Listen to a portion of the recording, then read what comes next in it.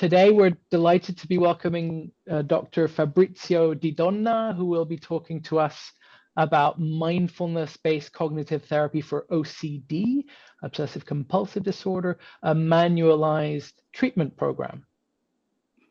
And Fabrizio will be following up on today's free event with a workshop later this month called An Introduction to MBCT for OCD. And he'll also be leading an in-depth 6-day training later this year. For anyone who wishes to deliver his MBCT program for people with OCD, we will be saying a bit more about these opportunities at the end of today's session. We should have time for 2 or 3 questions at the end of today's talk. So I'd like to invite you to type in the chat any questions that you have as we go along. Unfortunately, we may not have time to answer all your questions. My colleagues and I will monitor your questions, and we'll probably choose 2 or 3 based on any common themes among questions received. I think that's all in terms of housekeeping. So without further ado, I'm going to introduce our guest speaker. So Dr. Didonna is a clinical psychologist, mindfulness teacher, trainer, supervisor, and author. He's been involved in mindfulness since the end of the 1990s and the beginnings of mindfulness-based cognitive therapy, or MBCT. Dr. Didonna is an adjunct professor of clinical psychology at the School of Medicine in the University of Padova, a professor in the Institute for Lifelong Learning at the University of Barcelona, and a visiting professor at Shanghai Jiao Tong University. I hope I've pronounced that correctly. He's a founder, director of the International MBCT for OCD Center in Vicenza, Italy, and the developer of the therapeutic model and author of the related manual, Mindfulness-Based Cognitive Therapy for Obsessive-Compulsive Disorder, the first manualized and validated mindfulness-based treatment model for OCD. Dr. Didonna is also a founder and honorary president of the Italian Institute for Mindfulness. He was, for 25 years, a director of an inpatient unit for mood and anxiety disorders and a unit for OCD at the Villa Margherita Private Hospital in Vicenza, Italy, where he implemented the MBCT model for hundreds of severe and hospitalized patients. He has trained more than 2,000 patients in MBCT in inpatient and outpatient settings.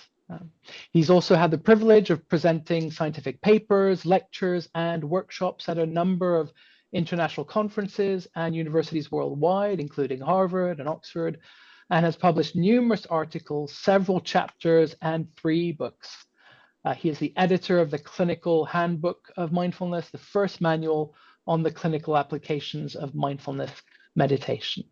So thank you all so much for joining us today, and thank you for joining us today. Fabrizio, over to you. Thank you so much to Holly. And I just would like to start to share my screen.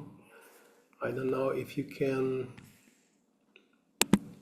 Okay. Okay. So, hi everyone, and welcome to this session on MBCT for OCD. It's a great pleasure and honor for me to give this talk for Oxford Mindfulness Foundation. And it's really wonderful to be here with you all. I'm sorry that I'm not going to see you all, but I hope to feel the contact with you. The same in particular at the end with some questions from you. And first of all, I would like to thank the many people who made this event possible. Oliver Basin, Joe Edwards, Makeda McKenzie, Jill Kazanjan, Marion Fur, Ellie Dobson, and Sharon Hadley. There are so many people who are involved in this event, and they provide such a great event organization. So thank you very much for your helpful assistance. So let's get started. What I would like to do today is provide an introduction to the therapeutic program I've developed over the last about 20 years for a really challenging psychiatric problem, obsessive-compulsive disorder. And I would like to start with a funny quote from Mark Twain that I think that most of you already know, who said, there has been much tragedy in my life, at least half of it actually happened. So this is an excellent summary of what life is like for people suffering from OCD. And so this is also a good starting point in order to understand why we have to help people to stay in the present moment. One of the main features of OCD is its heterogeneity. So OCD is really a heterogeneous disorder with really different attitudes, different beliefs, symptoms, and behaviors. In fact, we know that we can have several kinds of OCD type. We have people with problem of checking, people with problem of cleaning houses, of washing hands and showers and so on. But we also have people with problem of order, the tendency to put the put object with symmetry, and with a big problem of perfectionism. We also can have people with a pure obsessive. So pure obsessive, in which individual is not engaged in overt compulsion, but is instead characterized by hidden mental rituals. So covert compulsions. We may also have people with the problem of hoarding. So people who need to collect many objects, many unuseful objects. There is also another type of OCD, which is the obsessive-compulsive personality disorder, in which we know that there are no overt compulsions, but it's focused on very rigid rules and also judgment, and this is a really big problem. Another kind of OCD is the one characterized by the religious beliefs, strong religious beliefs or superstitious beliefs, and this is very often characterized by magical thinking, and so there is a big problem of thought-action fusion, as we will see later. Another kind of OCD type is the relationship OCD, in which the person is really really obsessed by concerns and fears about the intimate relationship. So they think they are not sure if they are in love or not in love with their partners, or they are not sure if the partner is the right one, they are obsessed by specific defects of the partner. So as you can see, these are all very different symptomatology, very different probably also mechanism and mental states, but we all can call these disorders with the same name, OCD. So we have to ask an important question. The question is, what common and transversal factors characterize all types of OCD? Because if you want to develop an effective treatment for all this kind of types of OCD, we need to find what are the common features, not the different symptoms, of course. And then we have to ask which interventions can be effective in treating each of these common features. And in my experience of about 25 years working with OCD patients, I found that there are basically 4 common features that are not, of course, related to the symptoms of the patient, but some other more general features. The first of them is a severe difficulty to accept. So they have a big problem with acceptance. They have a problem of accepting some harmless and impermanent internal events, so the private experience. So sensory perception, emotional states, physical sensation and thoughts. And this leads the person to defend themselves from this kind of experience. Another common feature is a difficulty to prevent or delay a reaction.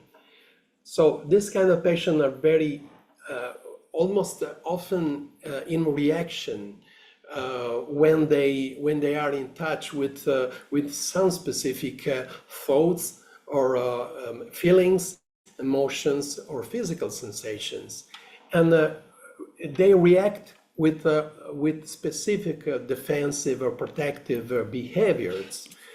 There is an interesting equation in Buddhist psychology, which is the equation of suffering, in which we see that suffering is the product of pain times resistance. So, which means that the more we resist to pain, the more we increase pain, and therefore the more we create suffering. In fact, people with OCD tend to react over and over again in order to get rid of a particular form of harmless pain, which are always thoughts, emotions, and sensations. And in this way, they increase pain, which eventually becomes suffering. So we can say that OCD is a particular form of suffering, which is pain increased. So it's quite clear that following this equation, that if we are able to eliminate resistance or decrease the level of resistance, we can decrease suffering in OCD, but not only OCD, of course, in every kind of psychological disorder. Another common features that we can find in OCD is the overactivation of the self-protective system, of the threat system in the brain, which is a system designed to activate protective behavior, defensive behaviors, when we perceive a danger or a threat, a real threat or imagined threat. And it is also the system in the brain that activates the defensive emotions, such as anxiety, anger, or disgust. And from a neurobiological point of view, we know that the networks in the brain that send out all the warnings are too active in OCD.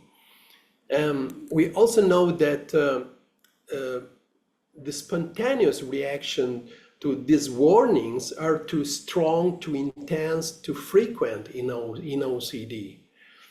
And with respect to the soothing system, which is another system in the brain, which is the system which is which function is to inhibit the activation of the protective system, in OCD is too weak.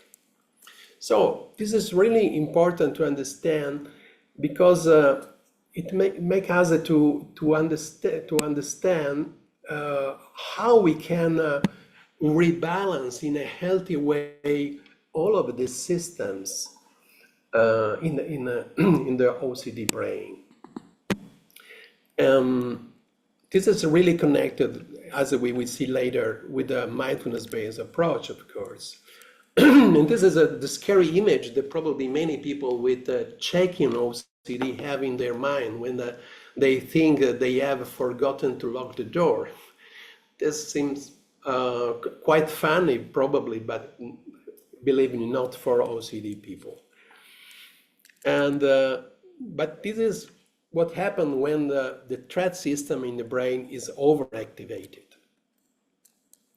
So the fourth feature that I found crucial in OCD, in my opinion, is a core feature, is a feeling of self-mistrust. A feeling of self-mistrust. In fact, one of the most common features in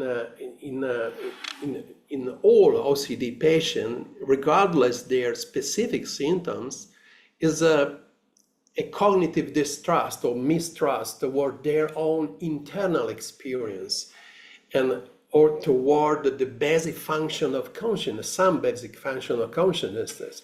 The first is a distrust in perception. So OCD people always have their senses up and running, of course, like all of us, but they are not able to validate what their senses are communicated to them about the critical situations. So in this case, the mind takes over, and they are not able to trust their senses. This is an important problem. They may also have distrust in memory. So OCD people normally have a very good memory, very often even better than ours, but they just do not trust their memories. So they are never sure about what they did or did not do. So for this reason, they have to repeat over and over again several behaviors. They may also have not actually. I have to say that not all people affected by OCD can have this kind of distrust, but in particular, people with a checking problem, the checkers, they may have distrust in intentions. This is a really a paradoxical issue, because they fear doing something that is always the opposite of their real intentions. And that's why they never do what they fear doing in this way. So they can fear, for example, to be rapists, pedophiles, or killers. So something that they would totally hate to be. And this is the OCD paradox. So OCD individuals distrust all the functions that give us the best possible relationship with reality. And that's why I define OCD as a trust disorder. And this is a core component in an MBCT program. So we dedicated at least 2 sessions of the program to the theme of trust and mistrust. And we help people to develop this important feeling. there is a really interesting quote by Frank Crane, who is an American writer and journalist, which summarizes the problem of trust in OCD. You may be deceived if you trust too much, but you will live in torment if you don't trust enough. And actually, this is the life of OCD individuals, of people affected by OCD. So, regarding the treatment of OCD, we know that now we have some really effective treatment models for OCD. In particular, CBT is a gold standard for this kind of problem, and in particular when it is integrated with the exposure and response prevention. And also pharmacotherapy is an effective treatment. We know that about 40 to 60% of patients can improve with this kind of treatment. But we also know that this kind of treatment can have some limits. One of the limits is represented by this cartoon with the Professor Gallagher technique, in which he tried to simultaneously confront the fear of heights, snakes, and the dark in the same moment. So, as you understand, it's a really challenging intervention for most patients.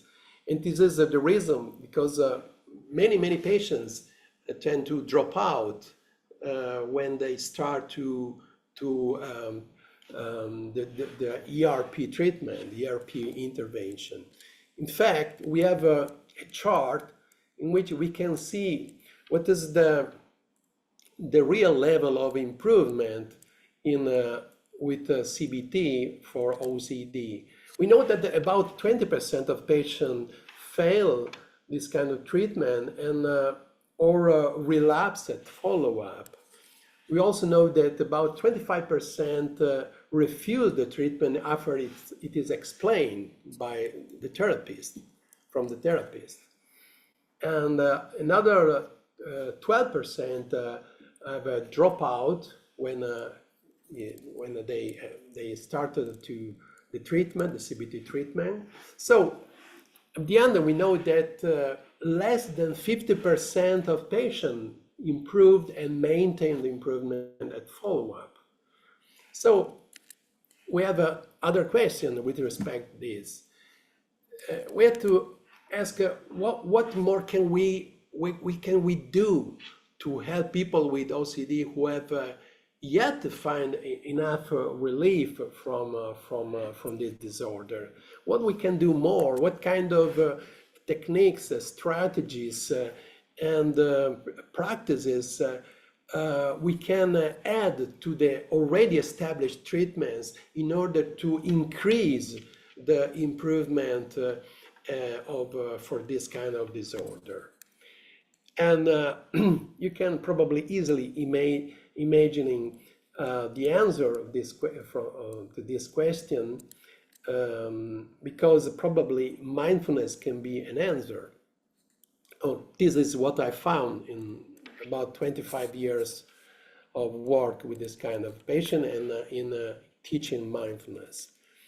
And we can start to understand why mindfulness can be helpful for OCD, starting with the definition of mindfulness. And we can use the really popular definition by John Kabat-Zinn, who said that mindfulness is the awareness that emerges through paying attention on purpose in the present moment and non-judgmentally to the unfolding of experience moment to moment. We can easily realize how the state of mindfulness is different or even the opposite of the OCD states of mind.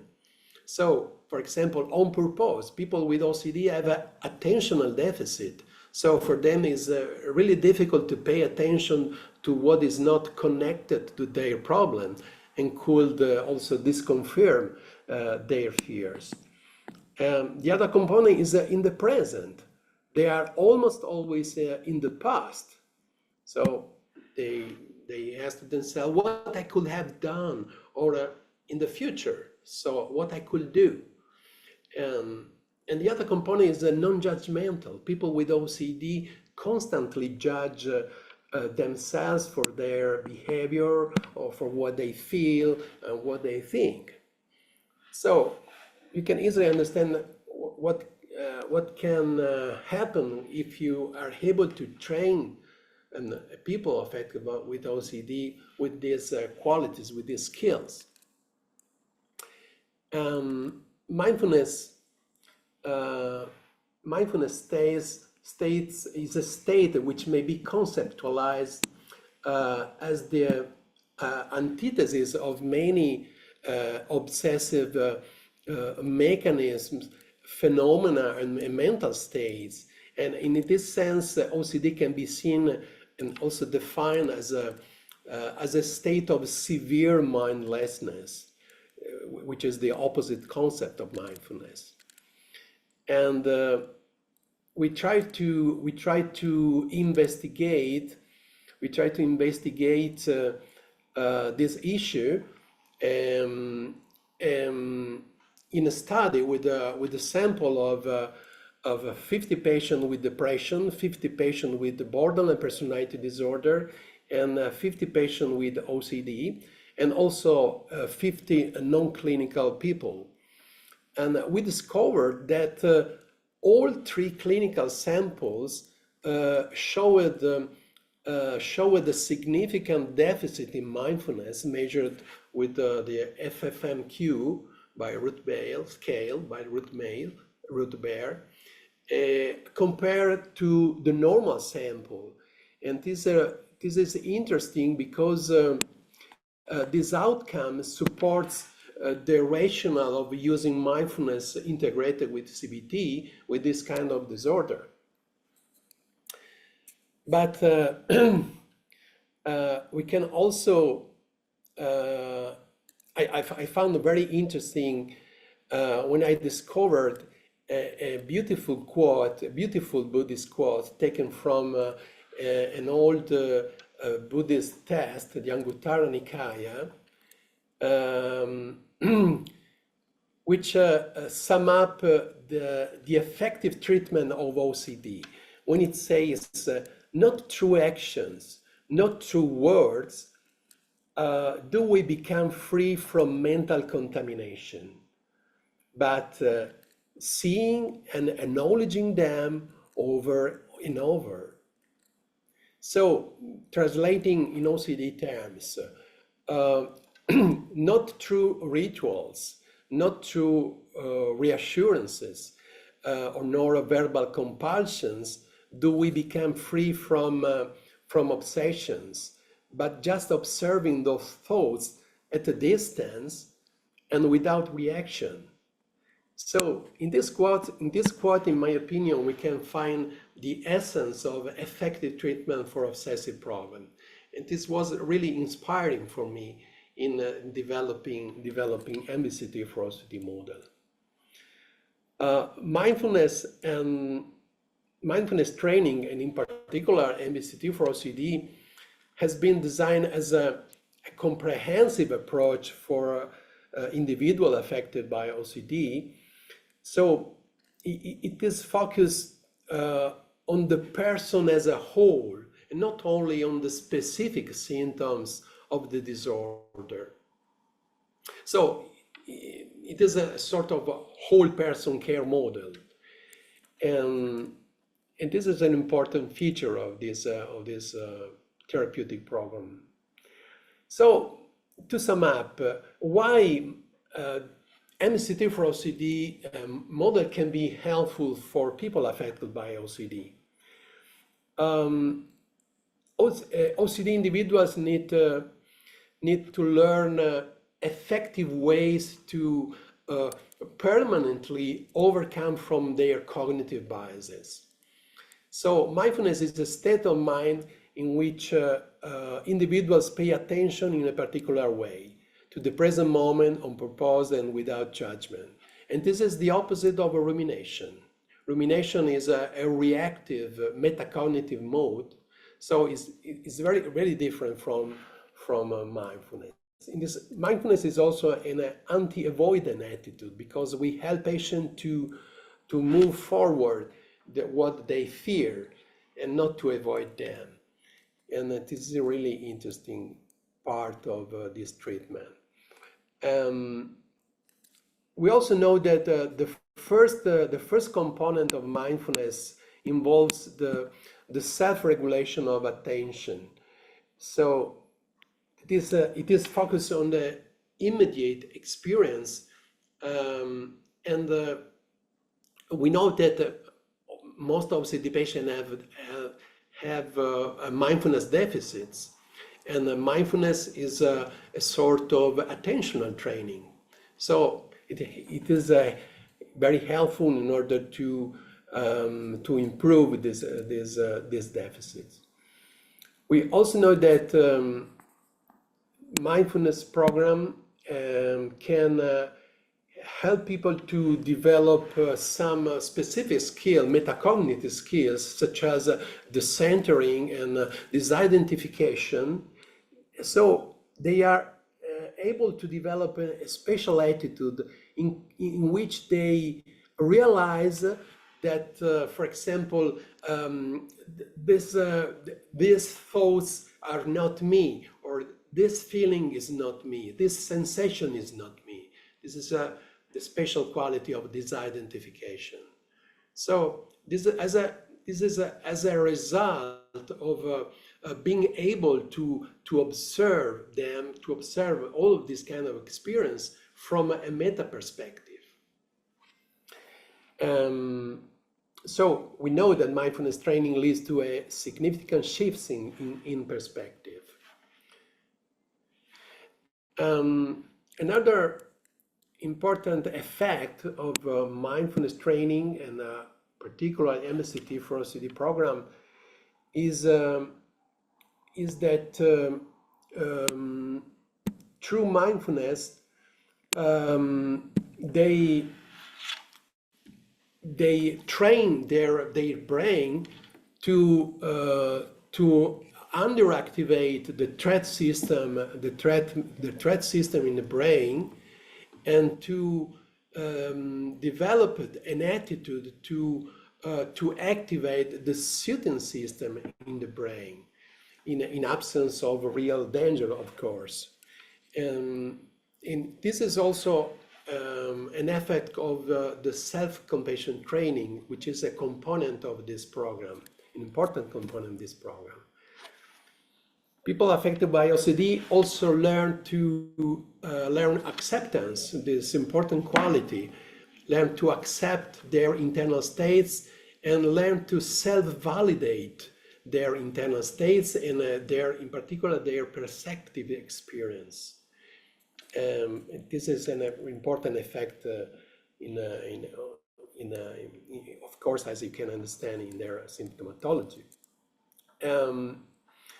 But another important effect is that mindfulness, and in particular what we share in this program, is very helpful to develop self-trust.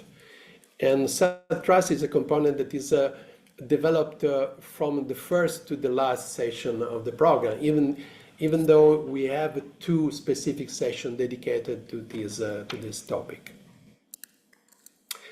So let me show you some specific features of this therapeutic model. MBCT for OCD integrates, in particular, 4 main scientific and cultural areas. The first is evolutionary psychologists, because we know that several studies show how obsessive symptoms are basically normal and adaptive defensive responses to threatening stimuli. And in this sense, they are not the real problem in OCD, but a logical consequence of a threatening way to interpret reality. So evolutionary psychology can help us and our patient as well to make it possible to normalize psychological problem in a way that is logical and coherent. So this is an important component of this program, normalization. In particular, because people affected by OCD tend to pathologize their problem in a really severe ways. Another important component that supports the rationale of this therapeutic program is neurobiology. What the neurobiological studies show us now is that when an OCD is active, there are some specific brain areas in the cortex that are overactivated or underactivated. In particular, the amygdala and some areas in the prefrontal cortex, the medial prefrontal cortex and the anterior cingulate cortex. What is really interesting to see is that also mindfulness training can activate in a healthy way the same areas of the brain. And in this training can also change and rewire some specific OCD circuits in the brain. There is an interesting quote by a Buddhist text that says that what you practice grows stronger. So if you train the brain in bad ways, you will have a bad functioning, you will have bad feelings and bad behaviors. But if you are able to train your brain in a healthy way, you can have more adaptive feelings, more adaptive behaviors, more healthy thoughts. In fact, we know that through the phenomena of neuroplasticity, we know that training the brain can change the brain, that training the mind can change the brain. And how we do that in the MBCT for OCD model? We try to do that through mindfulness training, through a regular mindfulness training, not only during the session, but also during every day on a regular basis. Also introducing new healthy habits in the life of OCD, affected by OCD, because when they improve from their problem, they need to cover all the empty spaces that they are created by the improvement, and they need to introduce some healthy habits in their lives. Also, cognitive training is important to change their mental functioning, and also to change the brain. Mindful exposure, which is a special form of exposure integrated with mindfulness, special form of ERP integrated with mindfulness, but is much less anxiety evoking than the classical ERP. Also, self-compassion trainings can be a transformative intervention in this program, and also helping people to take mindful risks in their life. This is an important component at the end of the program, in the 10th session of the program. And also we help people to cultivate and develop healthy intentions in their life, and also to validate their healthy intentions. This is an important component in the 8th session of the program. Another important areas, of course, is cognitive behavioral therapy, because it is an MBCT model.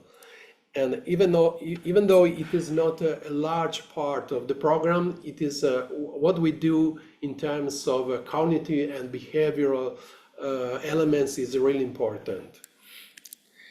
And finally, of course, Buddhist psychology is an important cultural areas, and most principles and strategies and practices that we develop in this program, of course, derive from Buddhist psychology.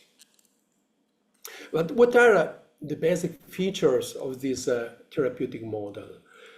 The format can be in group or in individual. So this is important to know, because most mindfulness-based programs are provided only in a group format. But in this case, I tried to find a way to provide this program also in individual setting. And this is important because it's not so easy to collect a group of OCD patients. And we do that because we are in a center, in a specialized center for OCD, but it's not easy. We can provide the program in person, but also online. And we developed this format in particular after the COVID period, and we found that is as much effective than in person format. The number of sessions is 11. We have 9 standard sessions, and then we have one session with family members, which is the third session of the program, and the final session is a one day session in a retreat, a sort of a retreat format. The duration of the session is 3 hours, so we have long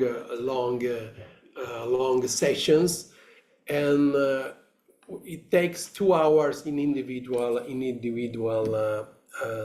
format. We ask patients to practice for at least 1 hour a day, 7 days a week, and the number of participants ranging from 4 to 10. And we also have some exclusion criteria, which are basically the same exclusion criteria that we can find in all kind of group therapy, because it's important in order to preserve the group and also preserve the patient to have a problem in this kind of format. What are the key features of the MCT for OCD program? I found that we have basically 7 key features. The one is understanding. The first thing that we do with the participant in the program is help them to understand. First, they need to understand what mindfulness is, and this is done in the first session of the program. But they also have to understand how OCD works and how mindfulness can intervene in the OCD functioning. Okay, so OCD mechanism and biases. Another important component, as I told you before, is normalizing. We try to normalize their often scary experience, and we have to transmit to patient the message that what you do is not abnormal. You are not crazy, but you just activate defensive attitudes, reactions, and behaviors in an intensive way. So too frequently, in a too intensive way. So we have to understand that the problem is that they have to decrease their way to react to their internal experience. Another important feature is helping people to develop self-trust, and also to help them to self-validate their internal experience and their perceptive experience. And also an important component, of course, is an intensive training in the mindfulness and compassion, in particular self-compassion, and also, as we will see, in self-forgiveness. And also cognitive intervention is a key topic in this program. Mindful exposure is an important component that we introduce in the 8th session of the program, and because they need to start to expose to what they fear, but with a normal attitude. So the same way we would expose to the same stimuli. And also an important component is sharing, but this is helpful just for the group format, because sharing can be seen as a specific therapeutic component in this program, because in this group, people affected by OCD probably for the first time are able to share their problems, their contents, their questions with other people who suffers from the same disorder. And we have seen that it can be beneficial for most participants in the group. Let me show you very briefly the basic themes of each session of the program. The first session is focused on understanding what mindfulness is. In the second session, we help people to understand how OCD works and how mindfulness can be helpful for this kind of functioning, this kind of mechanisms and biases. The third session is with family members in order to help them to be more helpful for their relatives, for their family member, OCD family member. And so we help them to understand what is helpful to do and what is not helpful to do, in order to overcome several problems they often create in their attitude to help their family member, but they very often did the wrong thing. So, for example, they give reassurances, or they do rituals instead of them. So all of these problems need to be clarified, and they need to be how to be more helpful for them. Another important themes is self-trust. In the fourth session, we help people to understand their own self-mistrust, and we start to help them to develop a real trust. And we do the same thing in the fifth session, but we focus on the senses. So the first step to develop trust is be more confident with their senses and validate what their senses communicate to them. The sixth session of the program is particularly important because we help people to develop a healthy relationship with thoughts. So they are able to understand the real nature of thoughts and also emotions and feelings. And they're starting to develop the centered and disidentified relationship with thoughts. The seventh session is dedicated to acceptance. So they learn to understand what acceptance means, and they also have some important practices dedicated to develop this important quality. The eighth session is focused on mindful intentions and also mindful exposure. I already talked about these themes before. The ninth session is focused on developing self-compassion and forgiveness.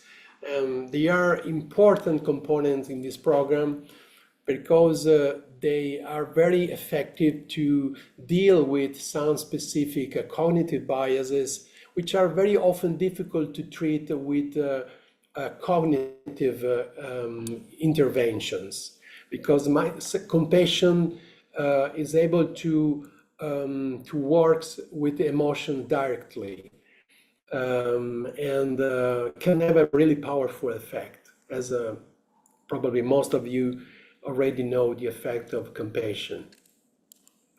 And the 10th session of the program is dedicated to help people to take mindful risks in their life. We are at the end of the program, and they need to start to open to life, and they need to do what they normally have fear to do. And this is important in order to start to live the life that they want to live, and not just a life without symptoms. This is not a therapeutic aim. The last session of the program is a one-day session, which we try to motivate patients to keep on going with the practice after the end of the program. We refresh some important practices of the program. So it is a really important, motivational session at the end. And okay, so we have now some important evidence about the effectiveness of mindfulness and also MBCT for OCD. This is just a brief review on this topic. We have an open trial that demonstrated that mindfulness can be effective in decreasing the OCD symptoms, and also in increasing mindfulness skills. And we have seen in this study that probably mindfulness can be a mediator of improvement in OCD. We also have improvement in other variables, such as depression or anxiety and other psychiatric variables. We also have the first randomized controlled trial with a 6-month follow-up that we published with my colleagues at the University of Shanghai in China. And we have an important, we are able to carry out a study with 123 patients divided in 3 samples. And what we have seen that at the end of treatment, the patients have a significant improvement that were able to maintain at 6 months follow-up. And this improvement is very similar to the improvement of the pharmaco group. So people are treated with antidepressant. This is a really important and interesting outcome. Here you can see some picture taken from a real group with OCD patients. And finally, I would like just to show you the MBCT for OCD manual that is that has been published by Guilford Press in 2019. And we also have now other translated versions. We have an Italian version, a Chinese version, a Russian version, a Spanish version, and in a few months we can also have a French version and a German version. If you want to have more information about this model, you can go to this official website, www.mbct4ocd.com. If you want to contact me, this is my email, fabrizio.didonna@unipd.it. And This is the MBCT for OCD Center, where I am now in this moment, and this is our and where we provide this program in an individual and group format, and we also train people in this program. And finally, I would like to give you a good news. If you are still skeptical about the possibility to train people in mindfulness, people affected by OCD in mindfulness, I can show you the evidence that probably you are wrong, because everybody can learn to meditate, and this is the evidence, as you can see. And after these funny pictures, I would like to thank you for your mindful attention.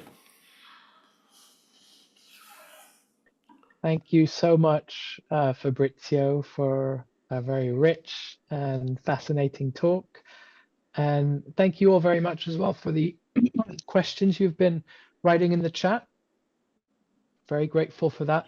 Unfortunately, given the time we have left, we won't be able to answer these, but there are ways that you can connect with Fabrizio directly if you wish. And Makeda's actually put these in the chat already. Connect with Dr. Fabrizio Didonna.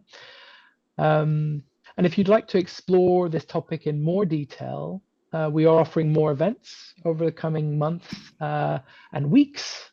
So first in March, I'm going to share just a bit of information about this.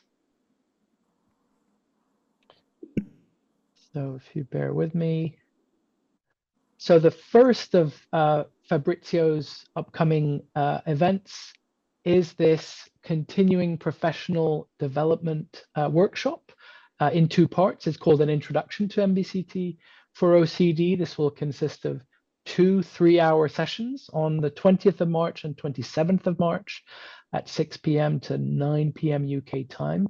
So this is a 6-hour introductory workshop for practitioners trained in MBCT with knowledge or experience of or an interest in working with people with OCD. Makeda is going to kindly post a link to this 2-part event in the chat if you'd like to find out more or register. The second event is a 6-day training, so-called branch training, to train in Fabrizio's curriculum. And this is taking place from the 3rd of October this year. And this 6-day training is essential for any practitioner who wishes to offer Fabrizio's MBCT for OCD curriculum for people living with OCD. And Makeda is also going to put a link to that event in the chat. Just showing you again these details to connect. If you'd like to connect with Fabrizio directly via his website, YouTube, LinkedIn channels, and his book, Mindfulness-Based Cognitive Therapy for OCD, a treatment manual is also available to purchase. So that's all the time we've got today, but thank you all so much for joining us. And thank you once again to Fabrizio for such a rich and wonderful talk. Our usual way of signing off is to invite you all to unmute to say goodbye in your own language. So please feel free to do that. And it's been wonderful having you.